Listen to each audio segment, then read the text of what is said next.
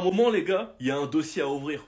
À un moment, les gars, on veut bien être patient, mais il y a un dossier à ouvrir. Dani Olmo, qui est un joueur du centre de formation, a été racheté à Leipzig 60 millions.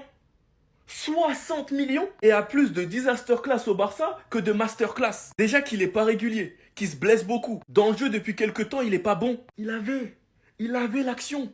Il l'avait. Mais comme depuis le début de saison, ça rentre pas. Comme face au Rayo Vallecano où il la rate complètement, là encore c'était cadré. Au poste de numéro 10 au FC Barcelone, les gars, nous avons un vrai problème. Un réel problème. Si Flick doit même repasser en 4-3-3, il a qu'à repasser en 4-3-3. Avec De Jong, Pedri, Casado ou De Jong, Pedri, Bernal, peu importe. Ou même jouer Pedri en 10 dans son 4-2-3-1. Mais Olmo, les gars, moi je veux pas lui tirer dessus, mais c'est plus possible. À un moment, les gars, faut ouvrir son dossier. Encore un gros match où il est fantomatique. Face à l'Inter, il nous a tués. Face au PSG, il a servi à rien.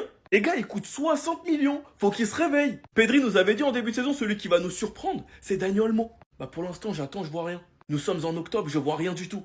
60 millions, les gars, c'est juste frustrant. Vous savez ce qu'on peut faire avec 60 millions? Surtout dans ce FC Barcelone. Enfin bref, sinon vous les gars, vous en pensez quoi? Ramenez-vous sur ta pensée, on s'ennuie. Bonne mission. Pressure?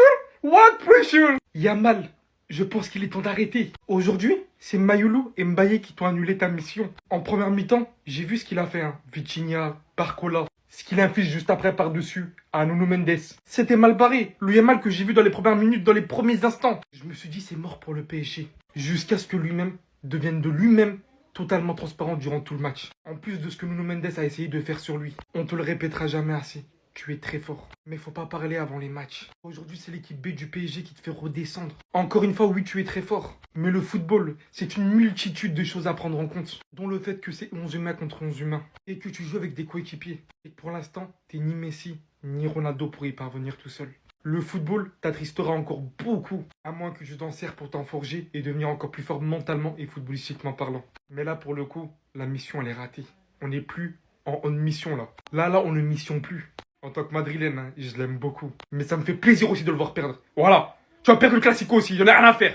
Attendez. La réaction d'Hansi Flick et des joueurs après le match? Je pense que nous avons bien commencé le match, mais après 30-35 minutes de jeu, le PSG a pris le contrôle du jeu et nous avons eu du mal pendant le reste de la première mi-temps. En deuxième mi-temps, nous n'avons pas contrôlé le ballon et nous n'avons pas joué à notre niveau. Et carrément, j'irais même plus loin, mais le niveau que le Barça a affiché en deuxième mi-temps, je vous promets que j'ai jamais vu ça. Genre, j'ai jamais vu le Barça de Flick jouer comme ça en deuxième mi-temps et encore moins en Ligue des Champions. Certains joueurs étaient assez fatigués en pensant de Pedri, Marcus, Frenkie aussi évidemment. Dans certains moments, il faut mieux défendre, avoir une meilleure structure, nous allons apprendre de ça. Le Barça encore loin du PSG. Vous l'avez vu aujourd'hui, mais on ne peut pas dire que nous étions au même niveau. Je crois en mon équipe, ce n'était pas notre meilleur jour. On travaille dur, c'est le football. Aujourd'hui, on a perdu, mais nous reviendrons et on va travailler. Heureusement qu'aujourd'hui, c'était seulement la deuxième journée de la phase de ligue. Comme ça, derrière, ça va permettre au Barça d'apprendre et de travailler, comme Hansi Flick l'a dit. Parce que vraiment, le niveau, je vous promets, je le répète encore une fois, mais ça m'a choqué. Gérard Martin, garder la concentration tout au long des 90 minutes de tel match est évident. Car à chaque instant où vous perdez votre concentration ou n'êtes pas pleinement attentif, l'adversaire vous punit avec sa qualité. Au passage, comme je l'ai dit tout à l'heure dans mon débrief, Gérard Martin ce soir il a fait un gros match pour moi. Eric Garcia, concernant son remplacement en fin de match, il nous a rassuré sur le fait qu'il était juste un petit peu fatigué et qu'il avait ressenti une gêne au niveau des ischios. Donc bien évidemment on verra les résultats demain, mais on espère qu'il n'y a rien de grave. En deuxième période on n'a pas su presser comme en première période, garder le ballon et automatiquement tu ne te fatigues plus. Bref, en tout cas n'hésitez pas à me donner vos avis dans les commentaires, histoire de savoir ce que vous en pensez, et moi je lirai tout ça. J'espère vraiment que vous êtes fiers de vous, bande de schlas que vous êtes. Vous me dégoûtez.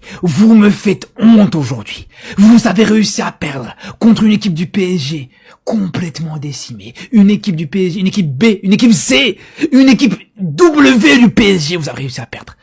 Vous avez pas honte. Vous avez pas honte, vous êtes sérieux? Une équipe ils étaient à deux doigts de mettre DJ Snake en attaque tellement qu'ils avaient plus d'attaquants, les gars. On a perdu contre ça? On a perdu contre ça? On s'est pris des buts de Mayoulou et de Gonzalo Ramos. C'est une honte. Et je vous le dis, les gars, il n'y a aucune excuse. Aucune. Commencez même pas à me parler de l'arbitrage, de ouais, mais nous ici, le Barça nous manquait des joueurs. Les gars, c'est la honte. C'est la honte. On s'est fait tartiner chez nous à domicile. On a été complètement inexistant en deuxième mi-temps. On était très mauvais. Je vous le dis, les gars. Pour moi, c'est le pire scénario que j'aurais pu imaginer. Même un match nul, les gars, pour moi, ça aurait déjà été honteux. J'avais dit avant le match, les gars. Mais un match nul, on n'a pas le droit, les gars. Et là, on perd ce match. Mais ça aurait été quoi, les frères? Ça aurait été quoi s'il y avait une équipe du PSG au complet en face de nous? Vous vous rendez compte de ça ou pas, les gars? Vraiment, vous êtes des vrais clowns. Vraiment, me parlez plus, les gars, c'est fini, les frères. Je vous dis, les gars, aujourd'hui, le Barça n'est pas favori pour la Ligue des Champions, les gars. On n'est pas le club qu'on pensait être, les frères, tout simplement, les gars. C'est ça la vérité. Aujourd'hui, les Parisiens, ils nous ont juste mis la réalité en face, en fait, tout simplement. Je suis désolé, les gars. Je suis désolé, les frères. Réussir à faire un match pareil, réussir à perdre à domicile contre une équipe, entre guillemets, aussi faible, une équipe autant décimée par les blessures, une équipe dans laquelle il manquait toute l'attaque, je vous le dis, les gars, c'est la honte. C'est bon. C'est bon, pas, les gars. Et commencez pas à me dire, ouais, faut le supporter, j'en ai rien à foutre, les gars. C'est juste la vérité.